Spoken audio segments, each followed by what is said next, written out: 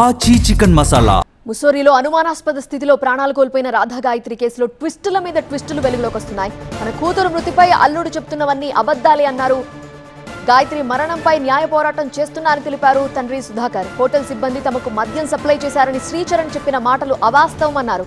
Hotel సిబ్బందిని విషయంలో ఆరా తీయగా అసలు తమ హోటల్లో మద్యం, మాదక ద్రవ్యాలు ఎంట్రీ లేదని చెప్పారని అన్నారు.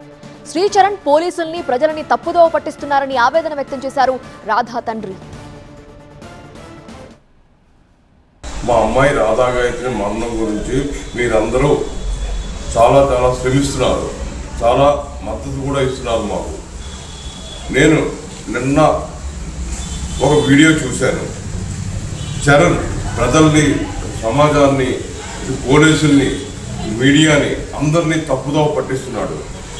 మీడియా అడిగినప్పుడు మద్యం సేవించారు కదా అని అంటే చరణ్ ఇదే స్టేట్మెంట్ ఇచ్చాడు మీడియాకు, హోటల్ వారు ప్రైవేట్ చేశారు అని. నేను ఆ న్యూస్ వినగానే షాక్ అయ్యాను. నేను హోటల్ వాళ్ళు ఎలా మద్యం ప్రైవేట్ చేస్తారు, ఎలా ఎంకరేజ్ చేస్తారు అని.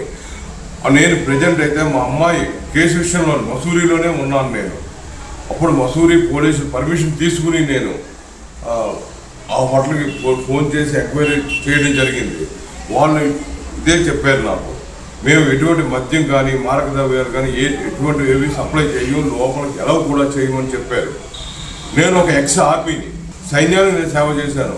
ఇటువంటి నా కూతురికే రక్షణ లేకపోతే సామాన్య మానవునికి ఎటువంటి రక్షణ ఉంటుందో మీరే ఆలోచించి నాకు న్యాయం చేయాలని నేను కోరుకుంటున్నాను.